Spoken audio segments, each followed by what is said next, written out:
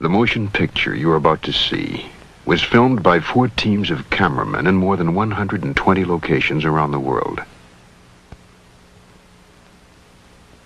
Scientists representing more than 40 museums and research centers took part in the explorations. There are no actors in the film. Every location is real. The facts that will be presented are true. This may be the most startling and controversial film you will ever see.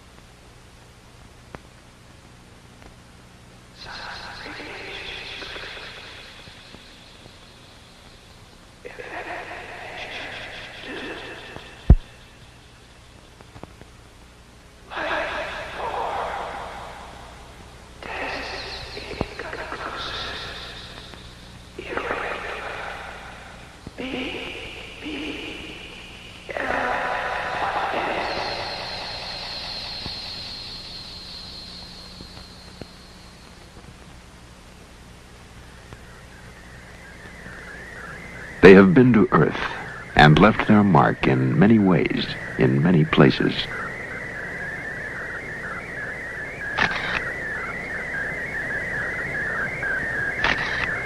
Figures etched on the plain of Nazca tell a story of explorers from outer space.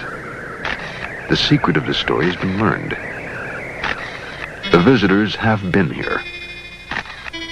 They have been described in many ways by many men, from primitive drawings to detailed histories, since the beginning of man's stay on Earth until this day. In the Andean mountains of South America, on the deserts of Egypt, in the temples of India, on islands in the Caribbean, the evidence is clear.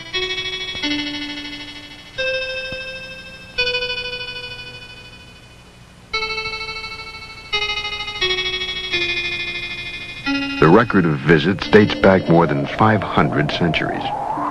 The observations of the planet continue even today.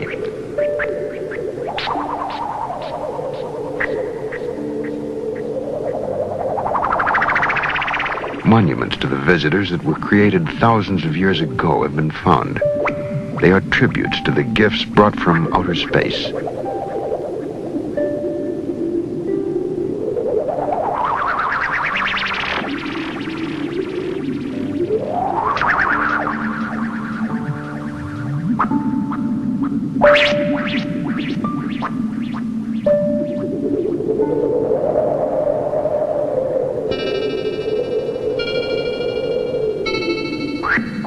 What has been unexplainable can now be explained. The brief glimpses of visitors provide a clue to their purpose and the reason for their coming.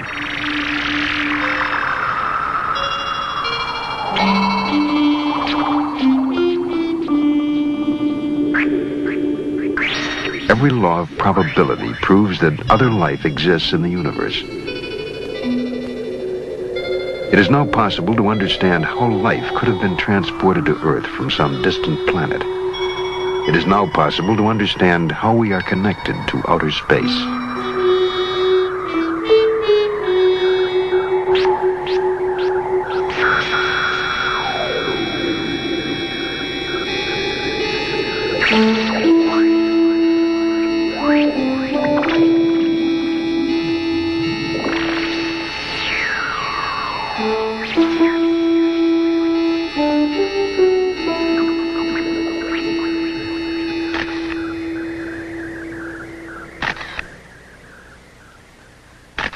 A remarkable prophecy etched in stone predicts the year and the day on which the visitors will return to stay.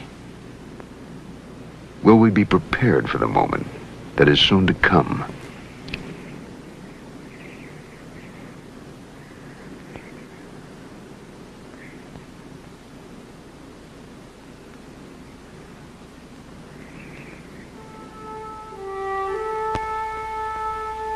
To travel successfully in deep space, man would have to hold the secret of his most precious dream, immortality. Distances are so vast that the spark of life must burn for eons to assure the successful transport of life from one galaxy to another.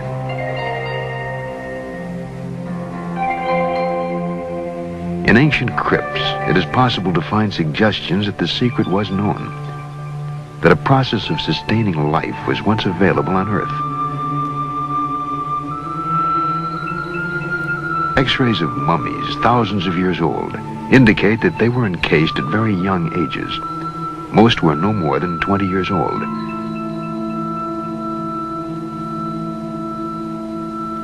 Strangely, the hand of one mummy still shows the traces of a fire that burns brightly in all living things, the Kirlian aura.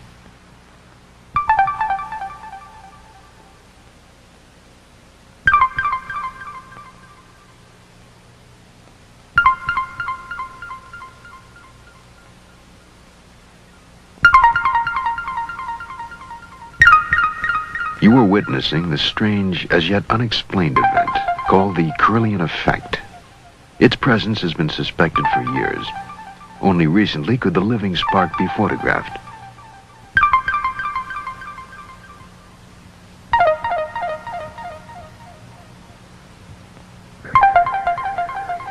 Fingertips and all living things generate a dynamic, constantly changing aura that sometimes sparks and leaps like a flame. How it works is something we simply do not know.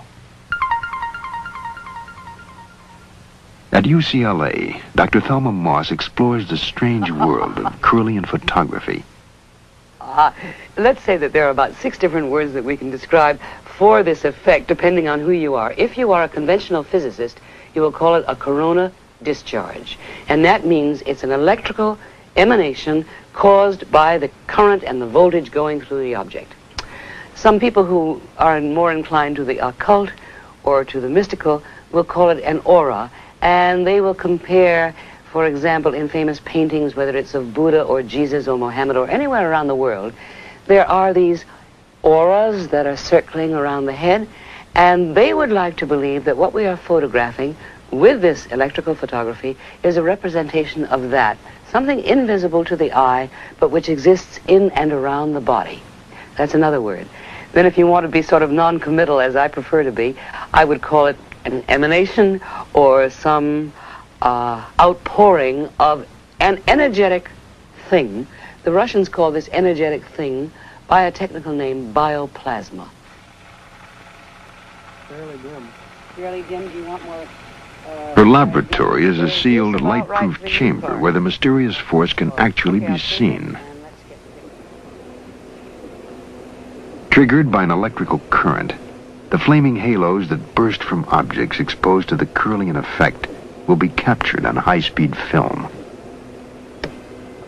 An ancient marine creature that died 450 million years ago displays the residue of an ancient life force.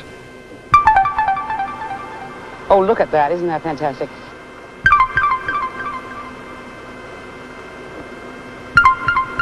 What do you think that was?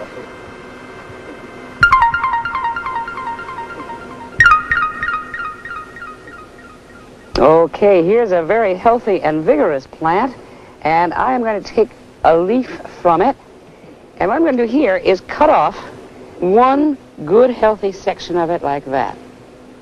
And when I do, I'm going to place it on the glass electrode here so that you can see very clearly where the leaf has been cut. Is that good for you, Clark, for framing? Okay. Now, when we turn on the Kirlian apparatus, I think, hopefully, that we will see in outline the part of the leaf that has been cut away. We call that the phantom leaf effect.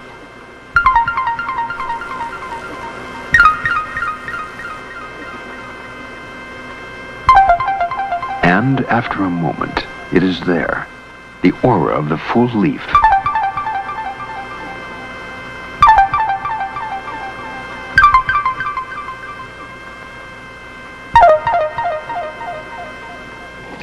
Okay, Arlene and Fred, would you step over on each side of that glass plate. Put your fingers on the back. I'm going to turn the power source on. Get very close to each other, but not touching. Very good. Now, do you feel that? Okay, fine. Does that feel comfortable for you? Fine. Good. Now, would you lean across to each other and start kissing? And please make it a passionate embrace, okay? With these any hands? Yeah, sure. Use hands. Use anything you can. Go to it. Fine. I think you can work up a little more enthusiasm.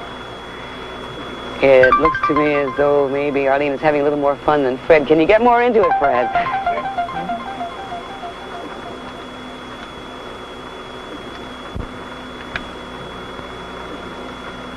It looks like it's pretty good.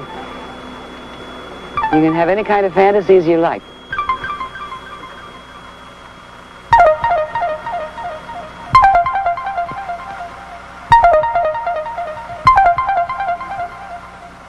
The life force responds to an emotional experience. Okay, that looks just fine. What is it we're looking at in Curlian photography? And up to this moment in time, nobody knows.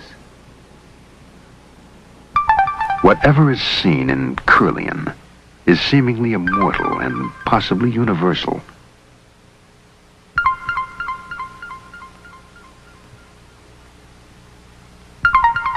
In the mummy's hand, we find a life spark, thousands of years old. The mummification techniques developed by the Egyptians preserved the bodies of their royal dead for more than 4,000 years. But even that is but an eye blink of time when immortality is considered. Every so often, a hint that immortality is possible is reluctantly given by nature. Recently, at the bottom of the Earth, an international team of scientists plunged their drills deep beneath the surface of the Antarctic continent. The goal was to probe the geologic history of Antarctica.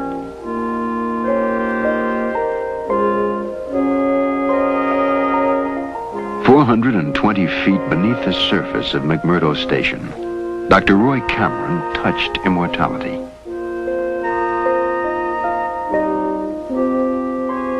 In a pinch of earth from the Antarctic depths, Dr. Cameron has found what is unquestionably the oldest living thing ever to inhabit the Earth.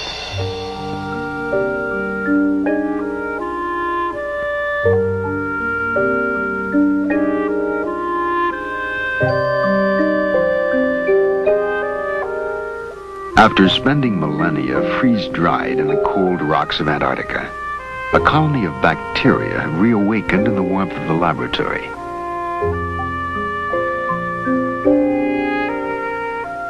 The rocks from which they have come may be as much as 1 million years old. The ancient bacteria, never before seen by man, are once again growing and reproducing, 1 million years after they first came into existence.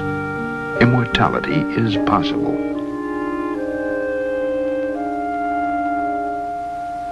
Immortality, or something resembling it, is necessary when we consider the vast distances of space that must be crossed to plant life elsewhere in the cosmos.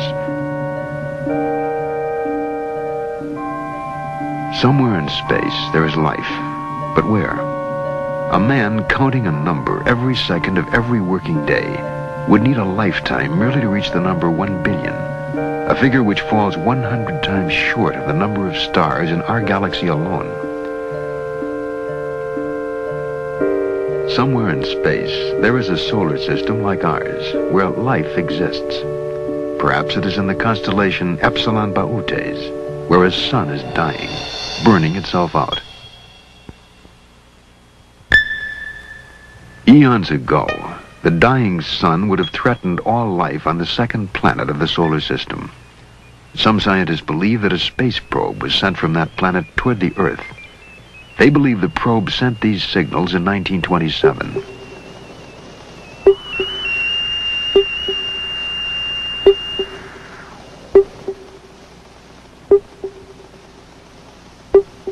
Duncan Lunan of the British Interplanetary Society has interpreted the signals as a message from the space probe, a message from a dying planet in Epsilon Bautes.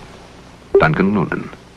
What occurred to me was that the stars are spaced at random in the sky, therefore the coordinates of a star map, expressed numerically, would be a random series of numbers. There are 7 dots in the barrier, and there are 6 dots on the right-hand side here. And they have quite a marked resemblance, very marked indeed, to the constellation figure of Boötes, the herdsman. These short lines of intense, rapidly repeated echoes appear to be of the nature of clues, as it were, to the interpretation of the panel. It's like these sort of children's puzzles where you join up the dots and you make a shape, so that you could sort of take it like this. It start here. We come from Epsilon Boötis, which is a double star, and then we have this interesting sort of swallow-like shape here, and it says, or seems to say, we live on the 6th planet of 7. Now, 2 signals later, we get an absolutely explicit statement in another scale figure that they came from the 2nd planet to the 6th. They've got a whacking great arrow pointing from the 2nd planet to the 6th with a sun dot at the front end of it. The sun, in other words, it says the sun pushed us from the 2nd planet to the 6th. And just in case we haven't got the point, it's repeated in exactly the same way 2 signals later. The signals are the only known message from space. In the sequence of sounds, Duncan Lunan has found a specific message of a population moving from the 2nd planet to the 6th in Epsilon Boötes. And then where? Perhaps to Earth. The signals are an SOS to the universe. In this situation, the inhabitants of the planetary system would find themselves in real danger. Their own planet would get hotter. In time, all the planets would get very hot. They would have, in other words, to perfect first interplanetary and then interstellar travel in order to get away from the sun. So the probe then came to the Earth. It came to the solar system. It located the Earth. It came into orbit around the Earth, and it began looking for signals, intelligent signals from Earth that would indicate the presence of intelligence. If Duncan Lunan's interpretation of the signals is correct, a space probe is now traveling in our solar system, monitoring life on Earth. It may already have been seen by American astronauts. Gemini 7 here, Houston 98. Loud and clear. 7, go ahead. Bogey at 10 o'clock high. This is Houston. Say again, 7. So we have a bogey at 10 o'clock high. Roger. Gemini Control here again. The reference in that conversation was bogey. It was Borman who reported sighting the bogey. This is Gemini Control Houston at 4 hours, 24 minutes into the flight.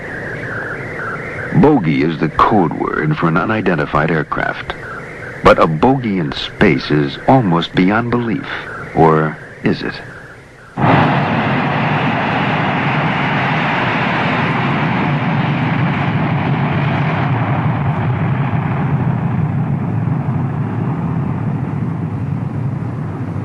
During peak hours, the skies over the United States are filled with as many as 100,000 aircraft.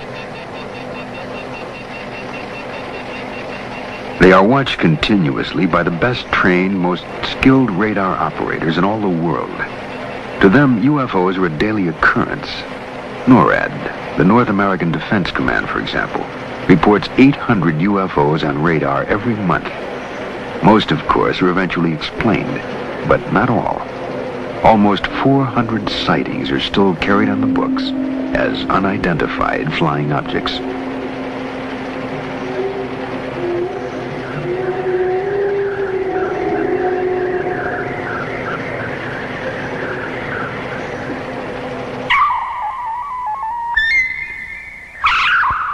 Reports of airborne objects which cannot be identified give a clear indication that the Earth is being monitored, watched by a presence from somewhere else in the universe.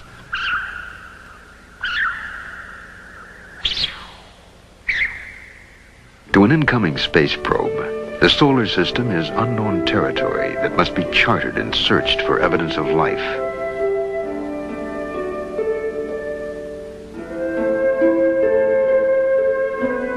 Assume the technology of reaching thousands of miles per second had been accomplished, that the problems of acceleration and deceleration in space had been overcome.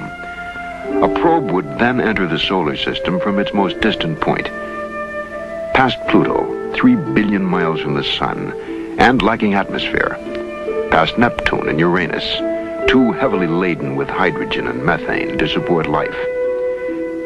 To ring Saturn, awesome, beautiful, protected by a band of asteroids, but with an atmosphere of helium, hydrogen, methane, and ammonia. Verdict, no life.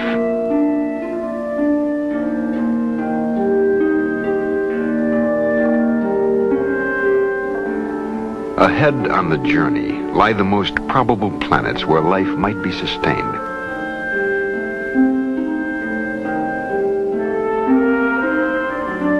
Banded Jupiter. Atmosphere, hydrogen, helium, methane, ammonia. No life.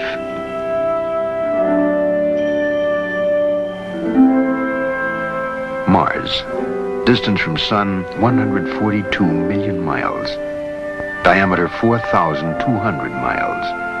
Atmosphere, carbon dioxide, carbon monoxide, argon. Probable life. Mars. Life potential close-up survey. Planetary atmosphere thin. Water present in small quantities. All life forms designated primitive. Existence marginal.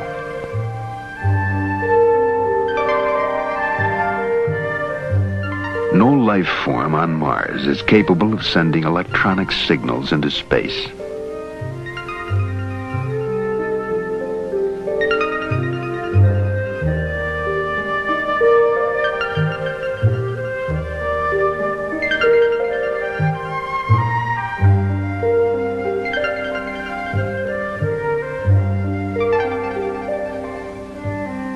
No, if there is intelligent life in this system, it must be on the third planet, the blue world called Earth.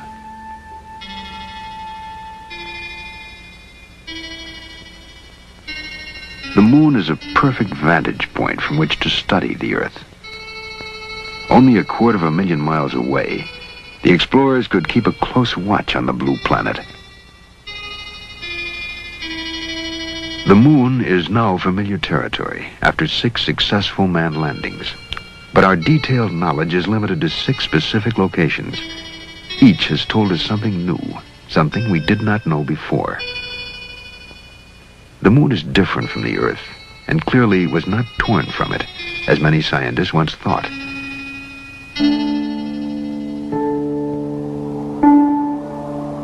We have found minerals in abundance on the moon, minerals that are extremely rare on Earth, yet they are vital to successful space voyages. Plans to mine them have already been drawn by NASA and private industry. One theory holds that explorers from outer space have already mined the moon, pulling from it such minerals as titanium, a metal essential to space technology. It is unfortunate that we can no longer afford to explore the lunar surface, for it is just barely possible that somewhere on the moon are the traces of previous explorers.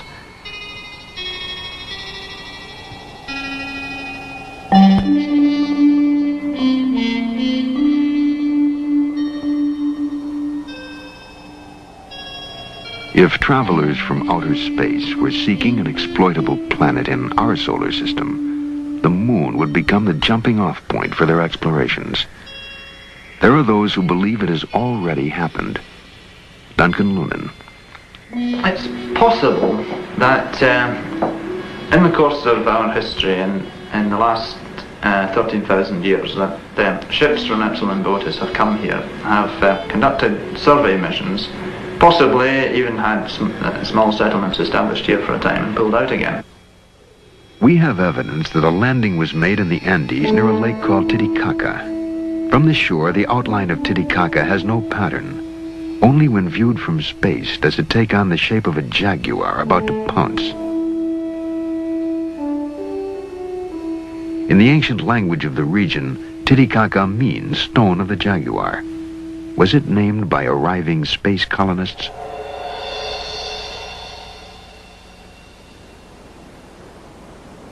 An arid mesa called the Altiplano fringes Lake Titicaca. On the barren, wind-swept plain, the air is thin and corn does not grow. It is a harsh environment, yet there is reason to believe that here, long ago, Earth Base 1 was established. Earth Base 1, a starting point on a new world, a place to practice such advanced technologies as planetary and biological engineering. Most of the traces of Earth Base 1 have been obliterated.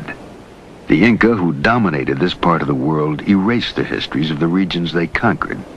But in the mounds, rubble, and broken walls of an Andean plain lie the ruins of a once great city called Tiwanaku.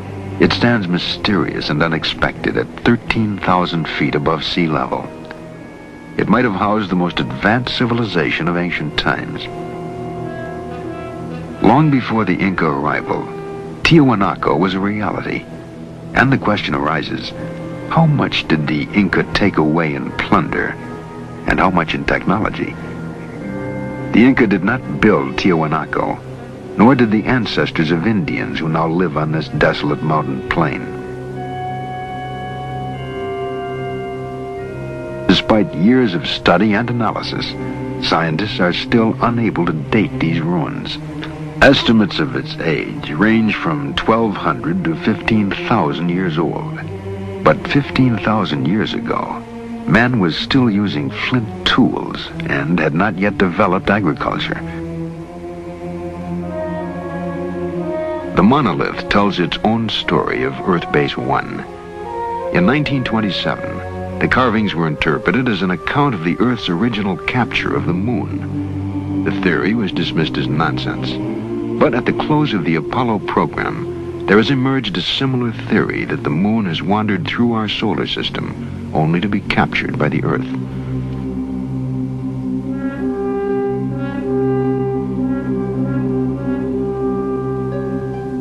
Of all the mysteries at Tiwanaku, none looms quite as large as a monolithic archway called the Gate of the Sun. Cut from a single block of andesite, it weighs at least tons. No one knows how it was transported or what tools were used to carve the mysterious figures that run across its face.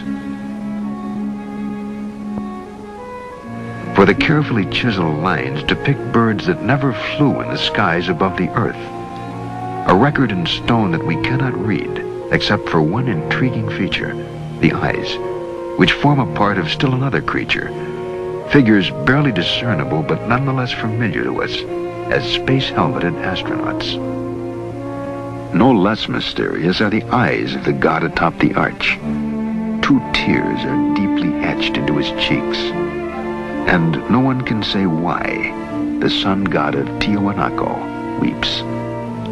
And so it stands, a brooding, mysterious ruin atop a desolate mountain plateau, 13,000 feet in the air. Was it built by those who came to make a new home of planet Earth?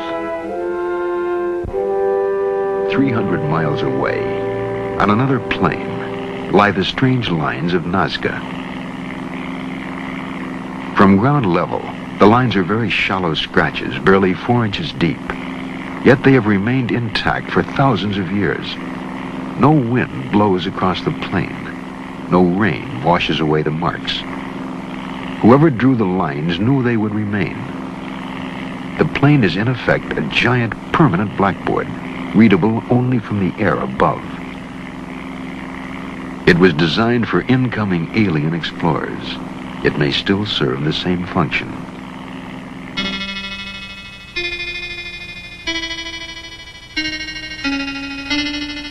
April 15th, 1966. A television cameraman filming a commercial in a helicopter saw and filmed something that has still not been explained.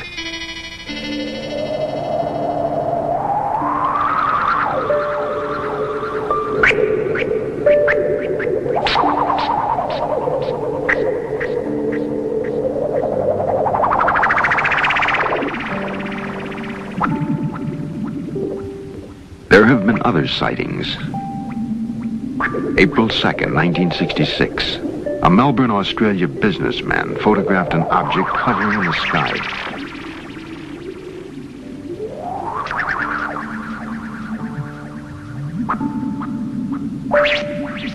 April 18th, 1965. A small metallic object buzzed the ground south of Albuquerque, New Mexico.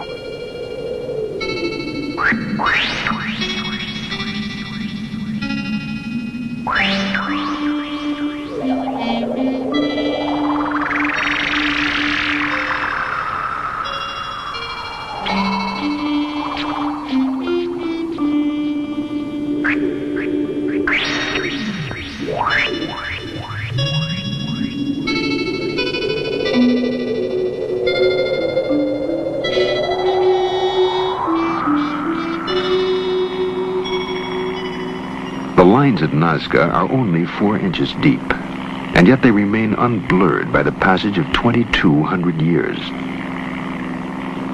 Nazca serves as a critical link between Earth and outer space. The lines are a route map pinpointing sites of mystery all over the world. One line pointing east leads to a remarkable unexplained artifact 300 miles away.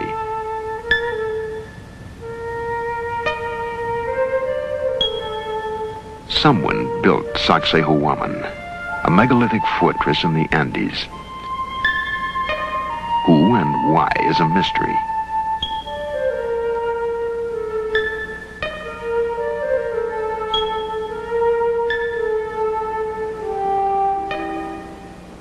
At one point, the Inca used Sacsayhuaman as a base.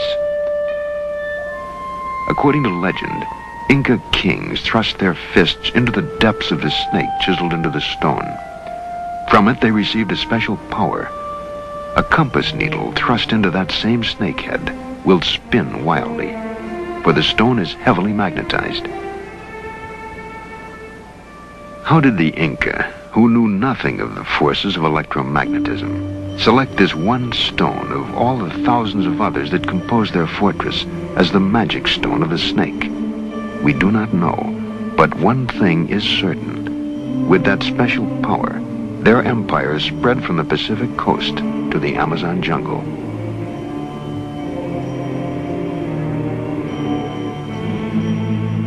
The Inca knew nothing of the wheel, and yet their roads are still in use today. They had no alphabet, yet we are asked to believe they developed an engineering technology that built structures such as this. Or did they? Were they creators or inheritors of a civilization transplanted to the Andes from somewhere else?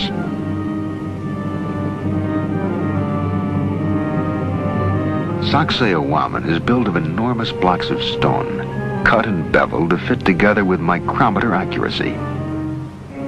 No one has even a clue as to how these blocks, some weighing more than 100 tons, were quarried, shaped, transported, and set into place.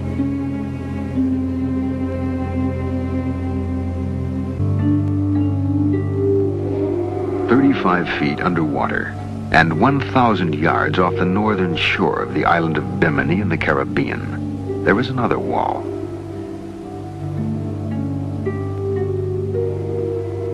There is absolutely no indication of who might have built it, but the huge blocks bear a striking resemblance to the masonry of the Incas.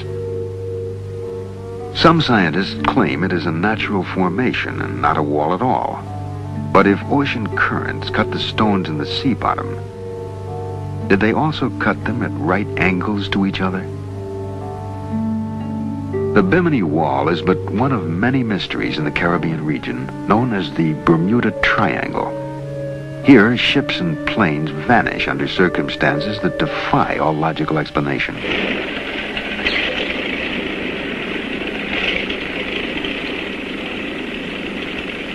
Just after the close of World War II, in December 1945, 5 Navy fighter planes vanished without a trace, leaving a mystery that remains unanswered today. Their disappearance has been the subject of a 25-year investigation by magazine reporter Art Ford. Well, a routine naval air patrol took off from the Fort Lauderdale Naval Air Station. 5 planes 14 crew members, 5 different radios. After the planes were in the air a few hours, they vanished. 5 radios did not give a coherent reason why they vanished. The men were never seen again. No wreckage of the planes was ever found. There was no radio contact after they were lost. A search plane went up after them with 13 men aboard, with every bit of equipment necessary to find them. It vanished within 7 minutes. Particularly significant in the case of the missing planes was the radio transmission report that remains in the record in the archives in Washington. Lieutenant Robert F. Cox was flying out to try to find Flight 19. He said on the radio, "What is your present altitude? I will fly south to meet you." And Taylor, who commanded Flight 19, replied, "Don't come after me." He was warning his fellow flyers who were trying to rescue the plane, which they thought was lost, and he said, "They look like they're from outer space. Don't come after me."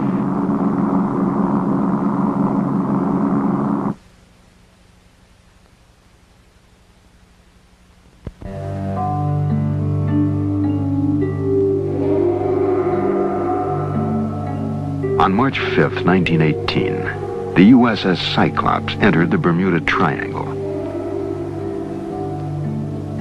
A coal-carrying cargo ship, she had a crew of 309 officers and men.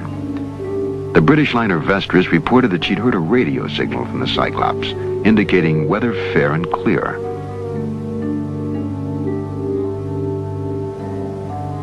The Cyclops was never seen or heard from again. No trace was ever found. 10 years later, in 1928, the liner Vestris also disappeared without a trace. Proteus, the sister ship of Cyclops, disappeared in the Bermuda Triangle between November 23rd and December 10th, 1941. She was carrying a cargo of bauxite. Like Cyclops, no trace was ever found.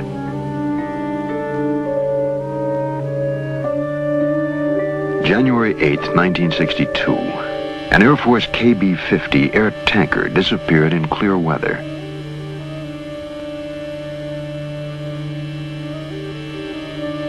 No trace of the plane or its 8 crewmen has ever been found.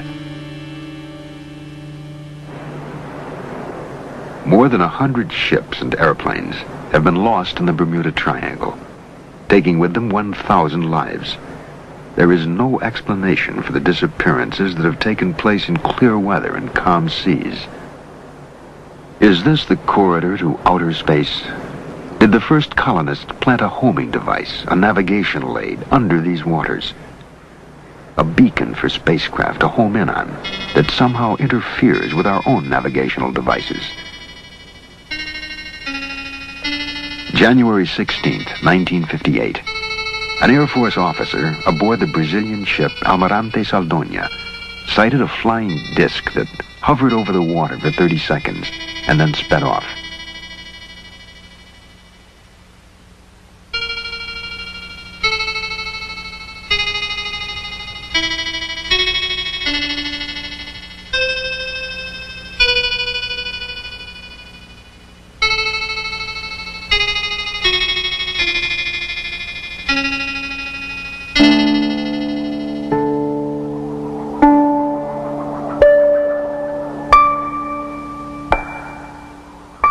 January 13th, 1967.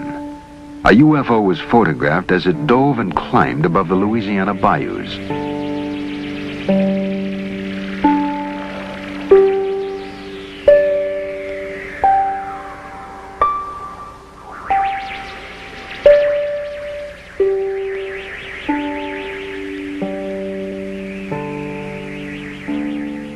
Were these and other UFOs homing in on the Triangle Beacon? Is this a marker signaling arrival at the mysterious Tropic of Cancer? It is a line that circles the globe, touching in turn all of the places where a colony planted on Earth might have taken root. India, Egypt, the Canary Islands, the Bermuda Triangle, and finally, the Yucatan Peninsula.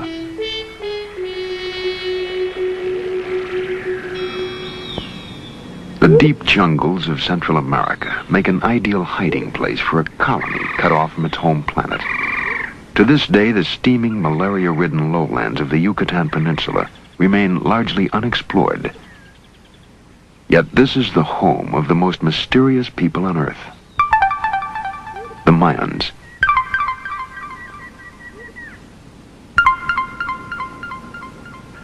We are asked to believe that the Mayans were simple farmers, but no logical reason exists for them to have planted crops on the most difficult of all land.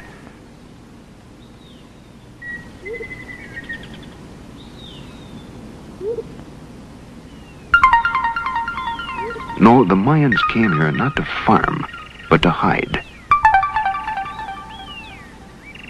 No records tell where they come from. No evidence explains where they have gone. Only citadels like Uxmal stand to remind us of a people markedly different from any other race on Earth. A brilliant civilization grew and flourished in absolute isolation, seeming fearful of contact with other people on Earth.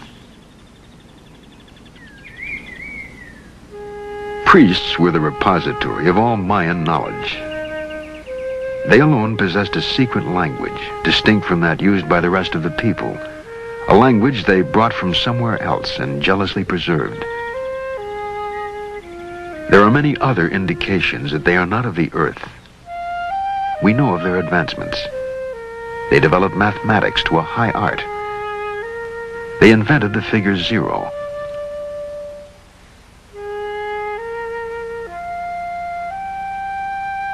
They developed a calendar so exact, our modern astronomical devices have improved upon it by only 17 seconds out of an entire year. They also had a calendar which accurately measured a 260-day year, obviously not a year on Earth. Perhaps it is a year on the planet from which they came. Mayan pyramids may have been the first in the world, the models for all the great pyramids. And here, too, we find connection to outer space. The very shape of the pyramid gives a clue to the secret of immortality. An enterprising young physicist, Dr. Patrick Flanagan, interprets the link. Strange things that happen inside the pyramid, but no one was able to pinpoint what these forces were.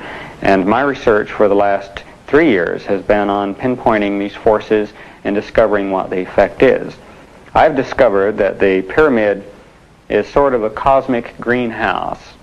By this, we know that the pyramid shape is designed to intercept certain cosmic energies from cosmic particles, in the same way that a greenhouse is designed so that the sun's rays will enter the greenhouse at a right angle in order to effect maximum transfer of infrared energy into the interior of the greenhouse. The walls of the pyramid are designed for maximum transfer of this energy, bioplasmic energy or biocosmic energy, whatever you want to call it, and certain phenomena occur in the pyramid. Grains of wheat found inside the Great Pyramid in containers or in the floor, 5,000 years old, sprouted immediately. Also, my own research indicates that, for instance, plants such as mung bean sprouts mummified in the pyramid are capable of growing after they have been dehydrated. So this indicates that the pyramid energy phenomena maintains the actual life forces within the organism. Beyond the possibility of immortality inherent in the pyramids of the Maya, it is possible that they inspired the sudden, unexplainable leaps made by other ancient civilizations. They may have shared their highly advanced knowledge of astronomy with others, for example, the Babylonians. We have found cuneiform tablets that mark the phases of Venus, the 4 moons of Jupiter, and the satellites of Saturn. None of these bodies or events can be seen without a telescope, a device invented 3,000 years after the tablets were carved. The knowledge must have come from outer space.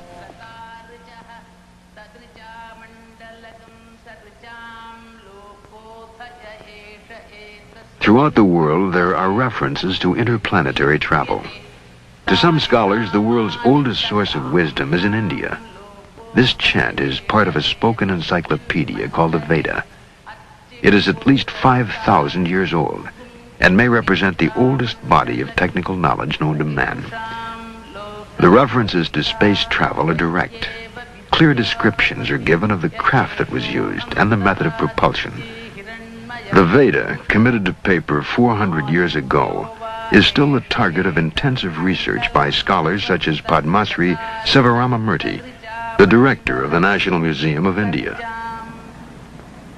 In ancient India, as all over the world, they had a desire to travel in the sky. We have the aerial car of the god of light Surya mentioned in the Rig Veda itself.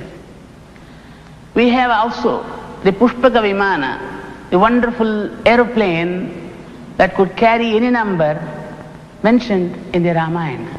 A real aerial car managed by an engine. The rishis could transport themselves to any planet that they wanted because of their siddhi. A force known as Sidli might also have been called pyramid energy. Using this force, the ancients could transport themselves anywhere on Earth, into the skies, and finally to other planets. And did the Mayans use it to link together their cities? If the tales and images of space travel were limited to India, they could be dismissed as the product of overworked imaginations. But how then could we account for primitive drawings in the rocks of Indio County, California?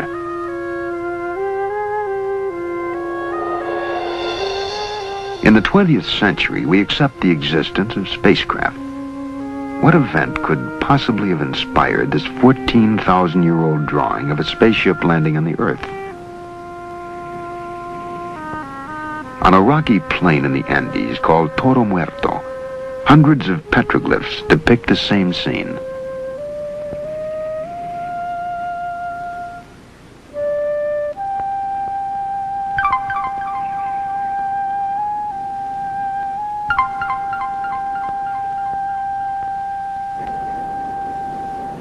We find evidence of past visits from space in many parts of the world.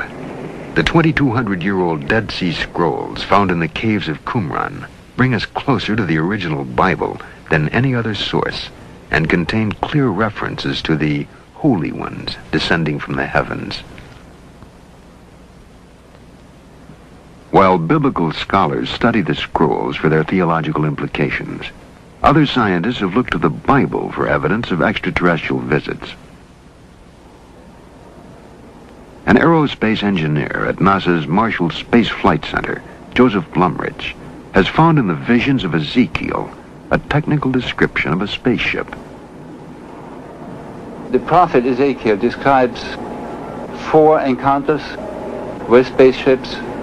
At first he saw clouds, fire, and he heard noise coming out from the sky, out of the north. And as the vehicle approached, apparently it came rather quite in his direction, he observed what he calls living creatures.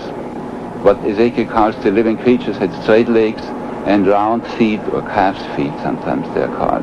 And it was the description of these landing legs that made me take the book of Ezekiel serious from an engineering point of view. I have had the opportunity about 10 years ago to work with my group in my office for the development of such a landing gear for an unmanned lunar landing station. For that hypothetical vehicle, we developed the landing gear and what we call the footpad, and what Ezekiel would call the round feet.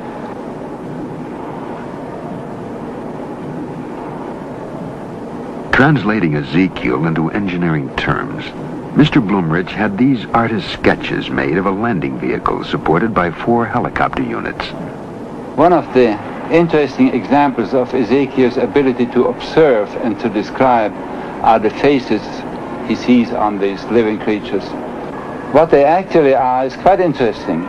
Some helicopters, and particularly in this case this one, needs protection, just some hood around to protect them against dust or weather and so on. They may have the distinct appearance of faces.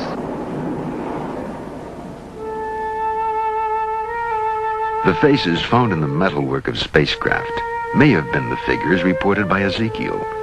The biblical tale is hardly an isolated example. Are ancient figures with spacesuit-like costumes the record of beings actually encountered? And where do the Indians of Colombia find models for these golden helmeted figures sculpted more than 1,000 years ago?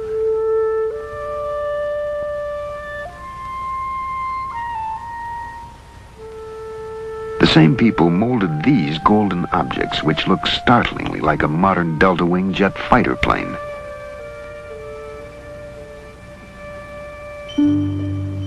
Could flight have played a role in the construction of this rocky fortress in Peru? Called Ollantaytambo, it spans a pass through the mountains that link the jungle with the sea. The Inca builders were accomplished stonemasons who built a chain of fortresses across the Andes. But nowhere is there an explanation for the technology used to carry enormous pink slabs, each one more than 60 tons, from this mountain where they were quarried, and then 10,000 feet up the face of Ollantaytambo. What else but flight could account for raising the stones to the mountaintop?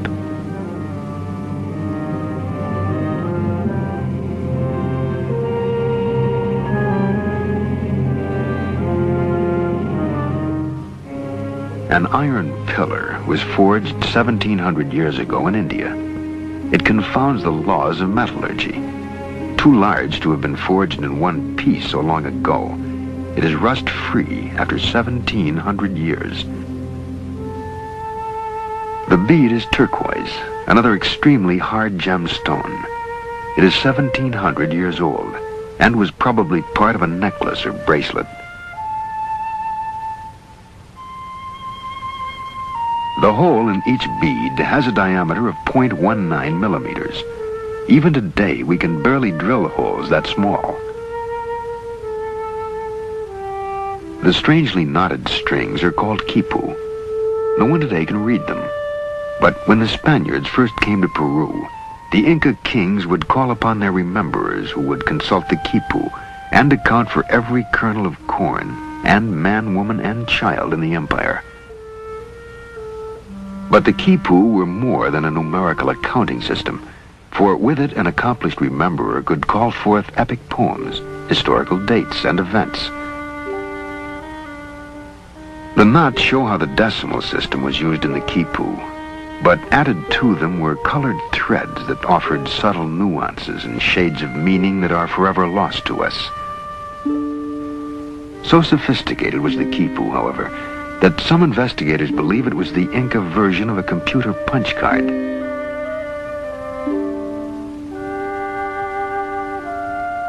An enormous crystal was placed in a Mochica grave more than 1,500 years ago. It is among the hardest of all minerals, yet it was cut, polished, and shaped by a technology that theoretically could not have existed at that time.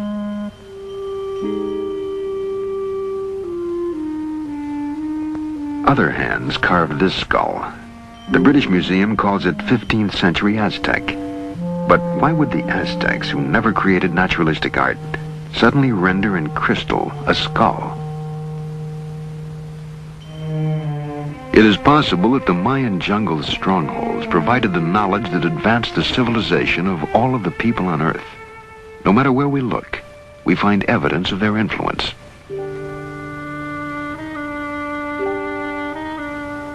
How else can we explain a 700-year-old transplant of a rust-free iron tooth?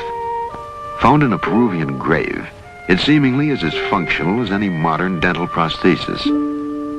Other graves yield the suggestion that the ancient Peruvians were accomplished neurosurgeons. At the Cuzco Archaeological Museum, Dr. Fernando Caballesas, professor of neurosurgery at the University of San Marco, demonstrates.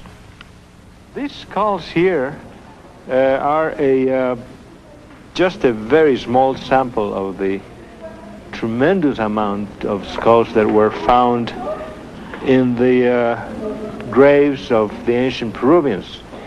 I think that all in all, we have studied more than 10,000 skulls that have been unearthed.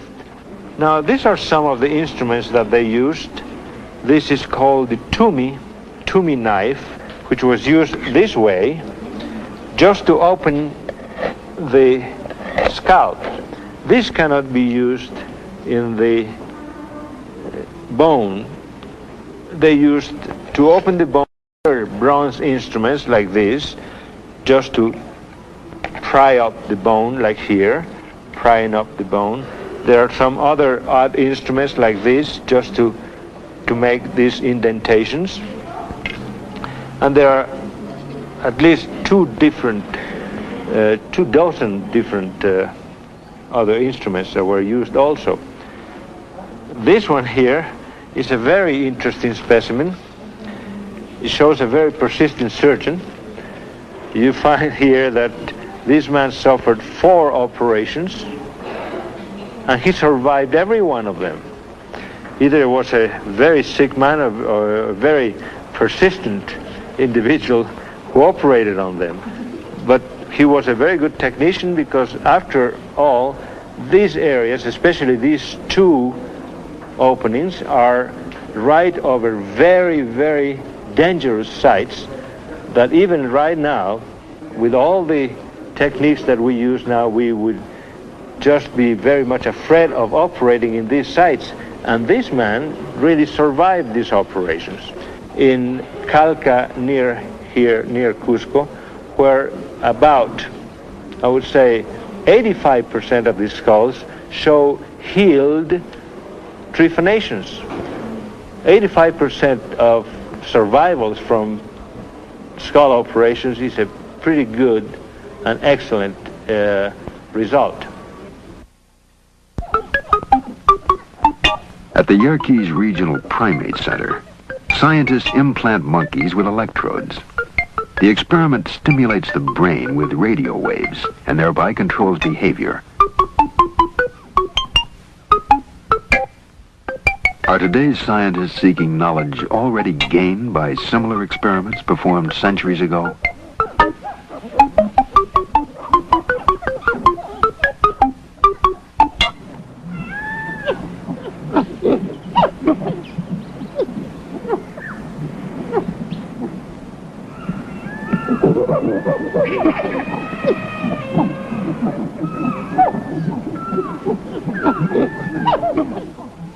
The monkey house of any zoo provides us with a great deal of fun.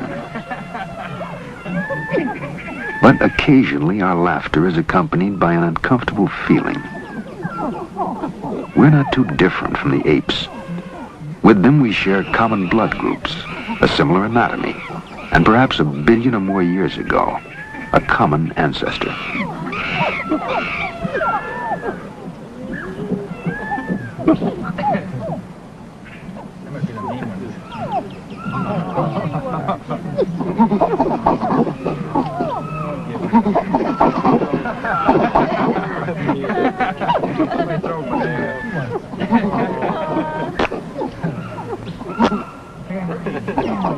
Over here, throw it here. Come here, monkey, over this way. There you go. Throw it here, throw it here. Hey, over this way, come on. Sometime in the distant past, the links between man and ape were snapped by an event that forever changed the course of our evolution. But no one knows exactly what took place.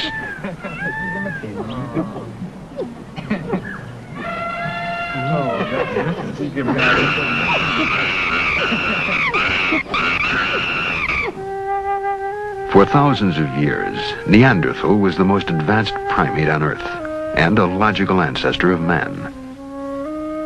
But Neanderthal suddenly disappeared 35,000 years ago, and now a new creature appeared, Cro-Magnon. Suddenly he began to walk the Earth. We are his descendants, and it is possible that he arrived from outer space.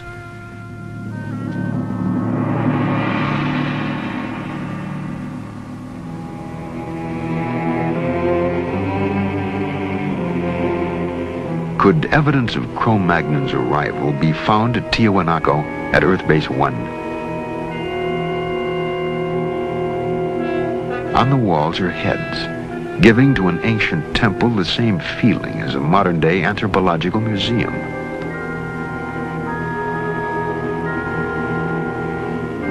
The faces show a bewildering variety of shapes and expressions. Some are familiar, others alien, a range that covers the racial spectrum of man. Are these, then, experimental designs for man?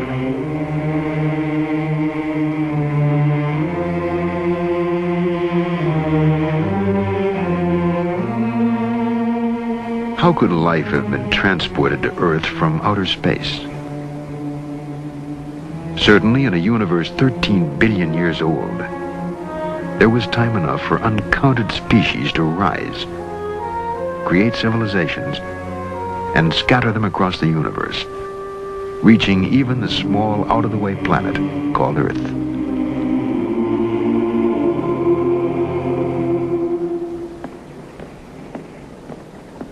Dr. Leslie Orgel is a biologist at the Salk Institute in California. He and Nobel Prize winner Sir Francis Crick developed the theory of directed panspermia, the idea that life on Earth was sent here by a superior civilization. Dr. Orgel. In the 19th century, there were two theories about how life could have got to the Earth from outside. One theory, which was due to Lord Kelvin in England, said that life arrived as a spore carried on a meteorite. And the other theory, which was popularized by Arrhenius in Sweden, suggested that a spore could have been blown directly from a planet on another solar system all the way to the Earth.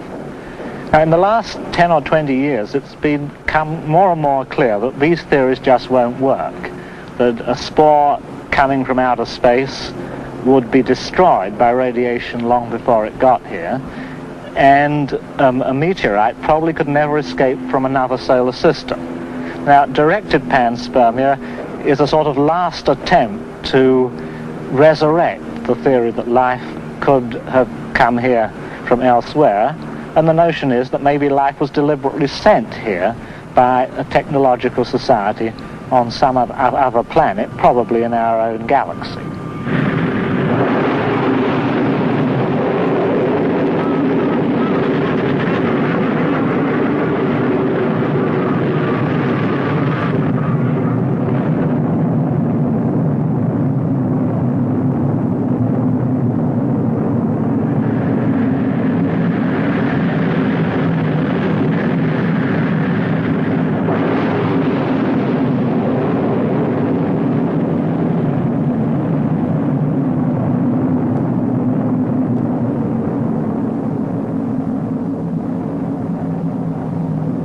Earth Base 1, spaceships would have to spend hundreds of years in flight. To transport and sustain life over such an extended time, space-traveling civilization would have to ship an entire colony of men across a galaxy in suspended animation. Did it happen in the past? Was this the secret of early space travelers? We now know how it might have been done.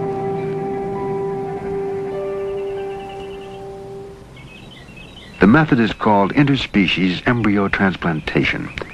It was developed here at the Worcester Foundation for Experimental Biology by Dr. M.C. Chang. In 1952, Dr. Chang took a number of fertilized eggs from the womb of a rabbit and carried them to England. There the eggs were implanted in the womb of another rabbit, where they came to term. The offspring in turn became pregnant. Their fertilized eggs were then taken from England and implanted in the Worcester rabbits. The Worcester colony is now composed of the descendants of that first embryo implantation.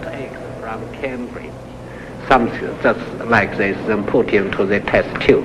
So I put those rabbit's egg into those tubes and put into a flask and bring back, then transplant those. By reaching into the heart of the cell, scientists are challenging our traditional concepts of life and morality.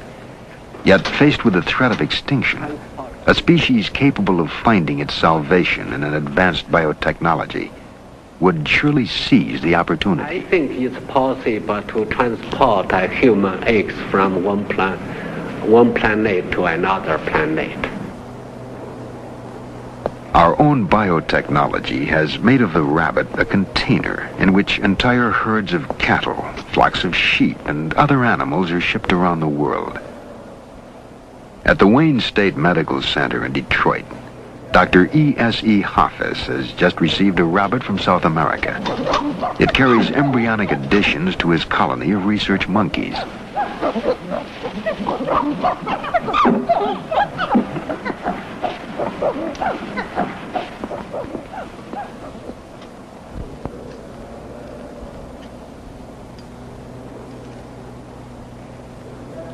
The idea of embryo transfer is to obtain large number of embryos from one species and ship them to another part of the world in an easy species like the rabbit.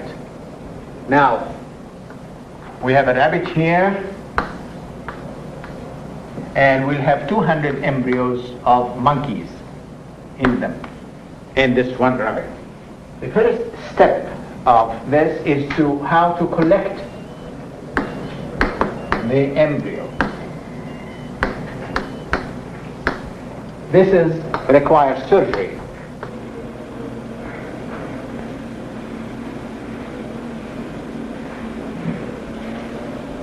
It's going in the lumen, which is very good.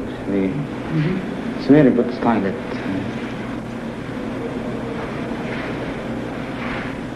Then examination of the embryo under the microscope.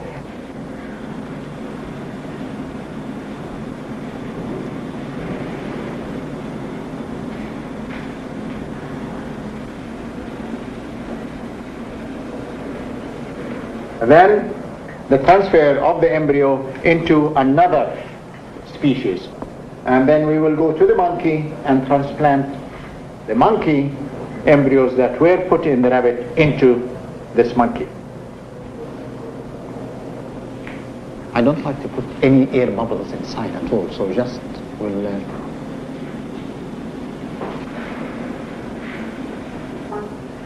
And I think this is ready to go to the colony.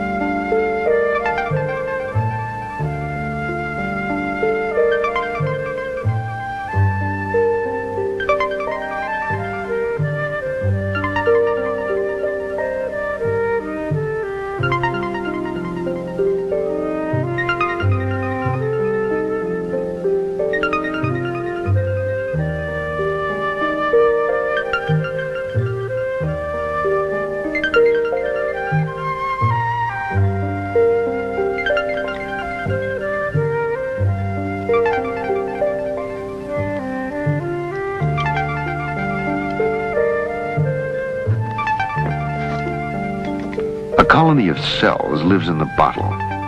The red fluid in which they float is their food. Tissue cultures such as this have supported colonies of the same cells for more than 50 years. In the same manner, a colony of fertilized human eggs or embryos might be kept alive during the long journey between the stars.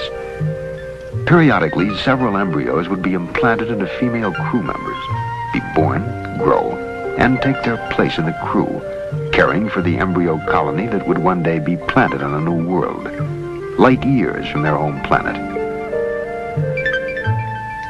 In just such a fashion, a rocket might have crossed the reaches of open space and brought to Earth an embryonic colony destined to become the ancestors of men.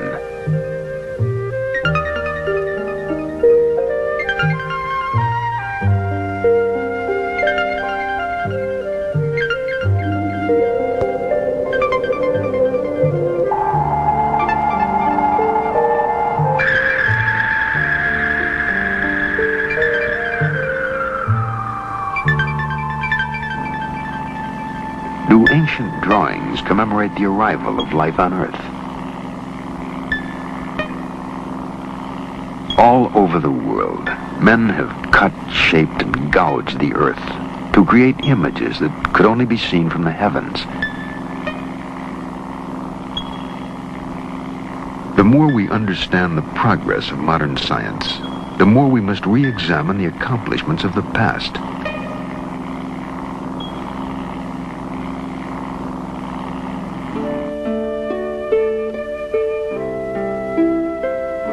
The ancient Egyptians built an incredible complex of temples that were in reality astronomical observatories. The temple of Amun-Ra, the sun god and creator, is aligned so that its axis points directly to the sun at the moment of the midwinter solstice.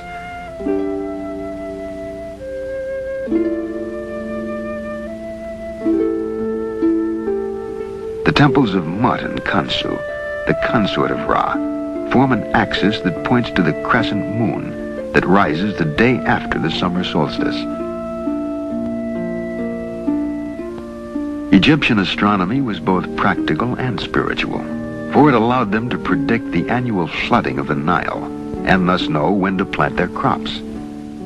But more important, the temple lines could be followed directly to the sun, the source of immortality. To the ancient Egyptians, death was but a doorway that led from a life of insignificance to eternal life. And so the Egyptian pharaohs crossed from Karnak on the east bank of the Nile, where the living dwelled, to the west bank, where they entered the city of the dead. Once within the city of the dead, the pharaoh was prepared for a journey into space.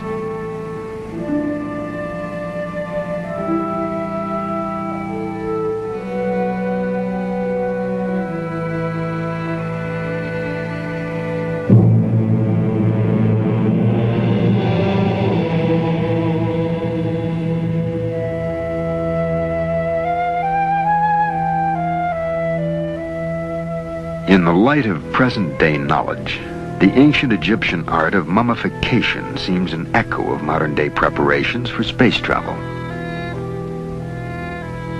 The Egyptians believed that two spirits remained with a man after death. The second spirit, the Ba, was the space traveler. Each night, the Ba left the body and traveled with the sun through space until it returned to light the world again. To the ancient Egyptians, the Ka and the Ba were not abstract disembodied ghosts, but real entities, and they required a place in which to dwell for all eternity.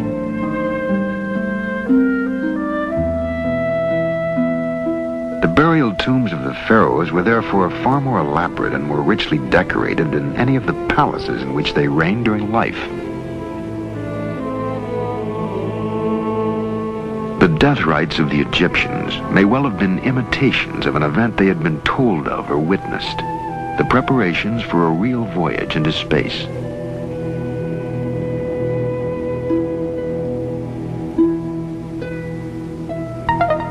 The pyramids were more than mere tombs for the dead. The Great Pyramid of Cheops is an almanac that measures the days of the year, the circumference of the earth, and the distance to the sun. The Egyptian pyramids have been studied by many scientists, but the great breakthroughs have been made by physicist Patrick Flanagan. His studies have shown the peculiar function of the pyramid and its relationship to immortality. It's very possible that the Great Pyramid of Giza was constructed by a race of scientists having far superior knowledge to our own. The fact that the Great Pyramid is level over an area of 14 acres within 1/2 of an inch and is the world's most accurately aligned building to true north, and the fact that it incorporates higher mathematics in its very design, indicate that a superior race designed the Great Pyramid. Now, when we ask why, is there a possibility, for instance, that the Great Pyramid is some kind of space beacon? Well, this may be very possible, that the Great Pyramid is some kind of beacon, homing beacon for spaceships. This possibility exists due to the fact that even with our most powerful radio telescopes, we have been unable to detect any kind of communications going on in outer space, and yet UFO sightings indicate that there is activity in outer space. Therefore, the UFOs must be using another form of energy to communicate by, and it's very possible that the energy phenomena associated with the pyramid is the energy used for communications by UFOs. It's very possible that pyramid energy could be used to preserve tissues over an extended period of time, such as on long space travel, or for preserving tissues for cloning purposes, for future cell regeneration. The pyramid's phenomenal ability, or the pyramid energy ability to mummify food so completely with no destruction of the tissue, indicates that it would be a very valuable natural source of preservative energy for cloning purposes, or for preserving anything, any cell structures for an extended period of time. And so for thousands of years, the mummified body tissues of the pharaohs rested near the pyramids, along with an exact record of every day spent on Earth. Detailed diaries. Why? Had Egyptian priests been told that reincarnation of a body was possible if its cells were preserved? The diary would then serve as a coded memory for a new body. Immortality would then depend on the pyramid shape, a form whose beginnings are seen at Earth Base 1. At Tiahuanaco, Earth Base 1, a mound of dirt covers the foundation of an enormous pyramid, more than 15,000 years old.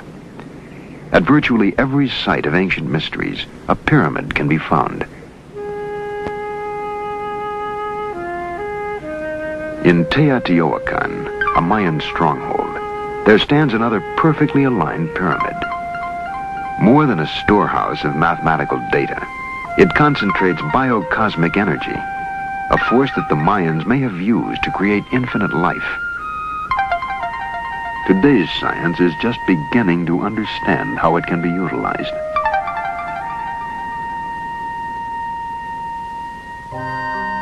The hope of immortality is contained in a genetic message stored in the nucleus of the cell.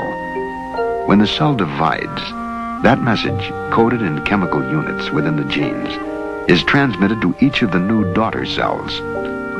So long as that message is stored within the cell, it remains alive. And so too does the possibility of immortality.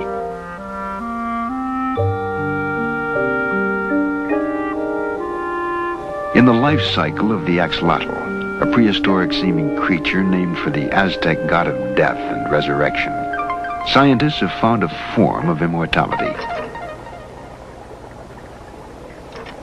At the University of Indiana, Dr. Janice Brothers uses the cells of one axolotl to create others, exact duplicates that are in every respect identical to the cell donors. The process is called cloning, and it makes theoretically possible the creation of an army of identical creatures with exactly the same physical and genetic features and capabilities. Eggs are collected from a white axolotl. If fertilized normally, the eggs would divide into a number of new, different axolotls, sharing as their one common trait, the white skin color. But these eggs are destined to serve only as carriers, mere biological putty containing no genetic message of their own. The egg nucleus is destroyed. It can no longer be fertilized and develop in the normal manner. It can no longer provide any genetic instructions to the individual that will develop from it.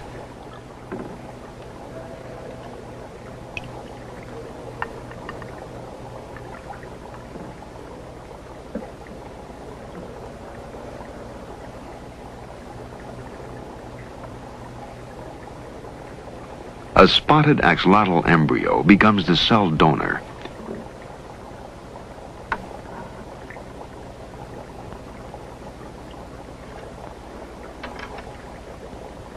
Carefully, the nucleus of a single cell that carries the genetic information is teased free and pulled into the pipette. It'll provide all the instructions needed to create a new individual.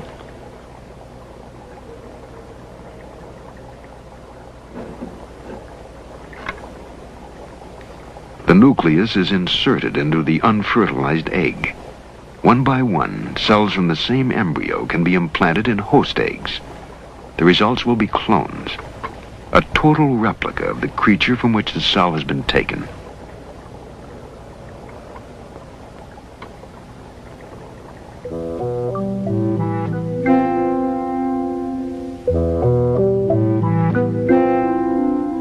Each of the eggs carries the same genetic instructions and will develop into carbon copies of each other, clones of identical axolotls.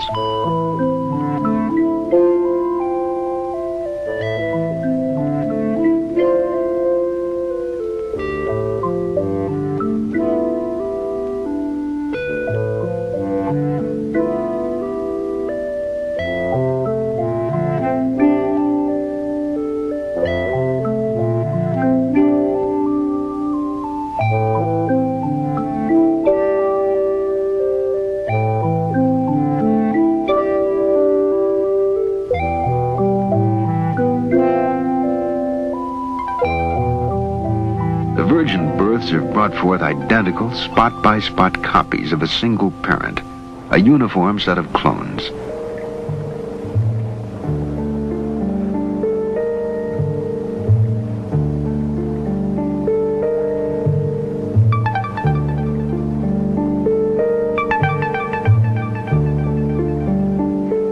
Full-grown, each axolotl looms like the prehistoric monsters that roamed the earth during the age of the dinosaurs.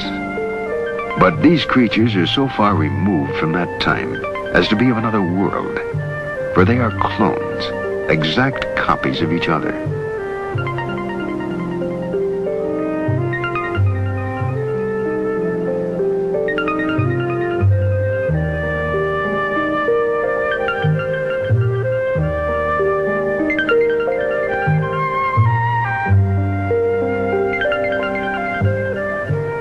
Scientists like Dr. Brothers are opposed to cloning human beings, for cloning creates a rigid mold that will stabilize one form, and that runs counter to the design of human creation and evolution.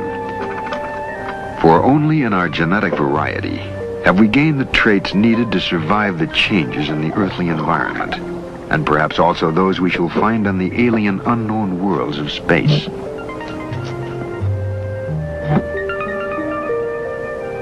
The clone is a biological wonder that may one day enable us to reproduce exact copies of animals and plants needed to perform as yet unknown tasks in an uncertain future.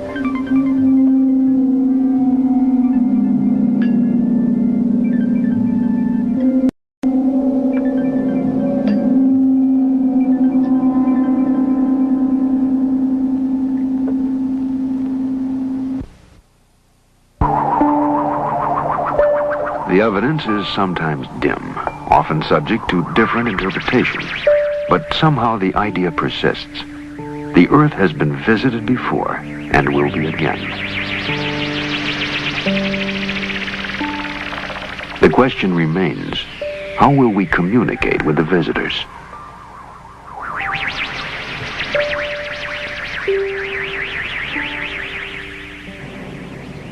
At the Yerkes Primate Center in Atlanta, Georgia, experiments are underway at this very moment to answer that question.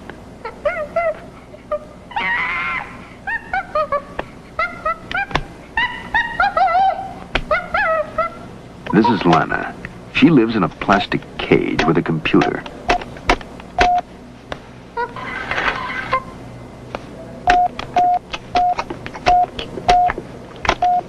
Lana can tell the computer to provide her with food and drink.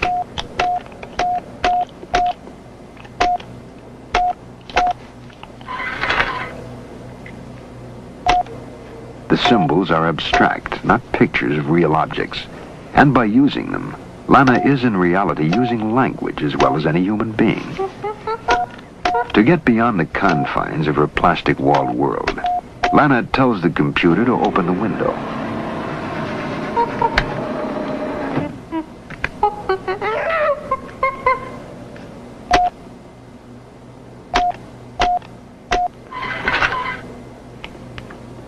She orders the computer to display motion pictures and slides for her own amusement.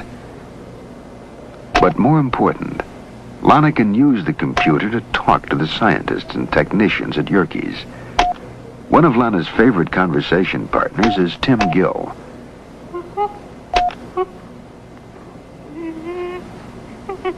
Tim has a computer panel just outside Lana's room. They talk to each other through the computer.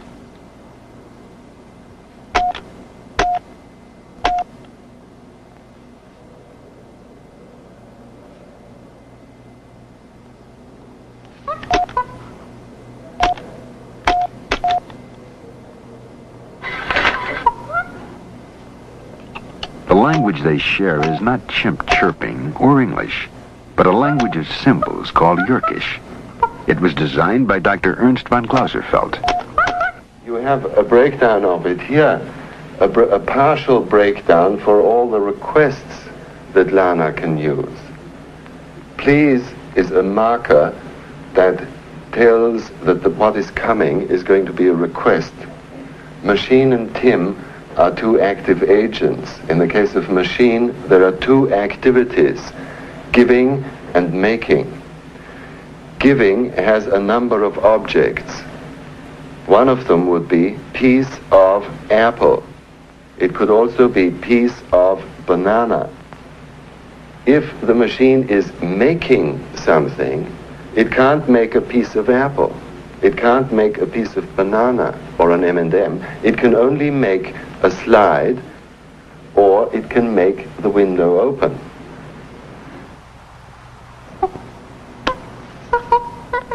Lana forms perfect sentences that communicate specific ideas. She has language in common with Tim. The experiment is not as sterile as it looks. Tim and Lana have developed a close relationship. Can Tim visit Lana, he asks.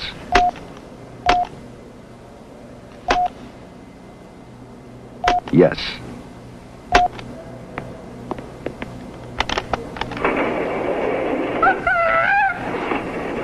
Much of Tim and Lana's friendship is based upon proper social behavior.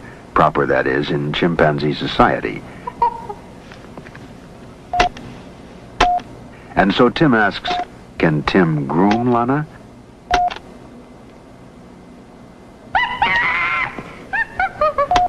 Yes.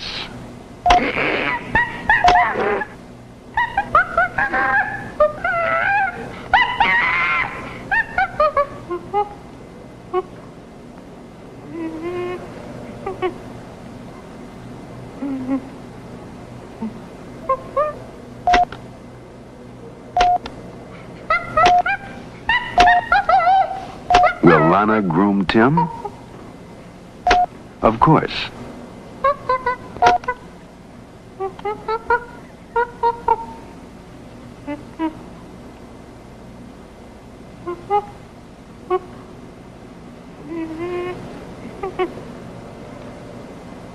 It's not yet Planet of the Apes, but Lana has demonstrated the ability to utilize man's most sophisticated tool, the computer, and his most important intellectual attainment, language.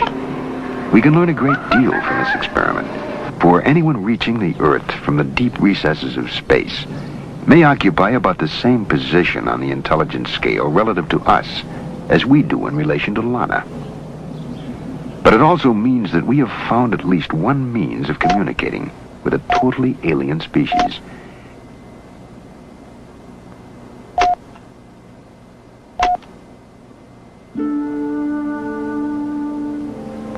A language of symbols carved thousands of years ago is still being deciphered.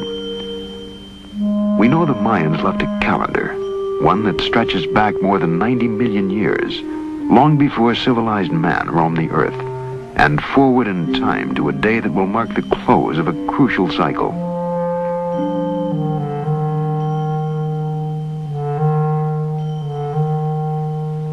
An inscription tells us that the modern period will end December 24th, 2011 AD. We may presume that they were computing the length of a space voyage and marking the exact date of return. They may return to seek the fate of the colony left on Earth. Perhaps at Uxmal they will find answers we have never been able to divine. This was one of the last bastions of Mayan society, and here a carving is found unlike any other in Mayan lore. Clearly a skull and crossed bones. According to legend, it is the death house, and nearby is another structure marked by a procession of turtles, the Mayan symbol for a long life. Did the final experiments at cloning take place here, near the Great Pyramid of Uxmal? December 24th, Christmas Eve, 2011 AD. On that day, they may return to seek the fate of the colony left on Earth. Perhaps they will settle in the jungle of Uxmal, where, according to legend, Mayan priests talk to their gods through a black, shiny, glass-like rock, an ancient description of a television receiver. We know now how they transported the colony to Earth and what they might have left behind. We have only to learn why they are coming back.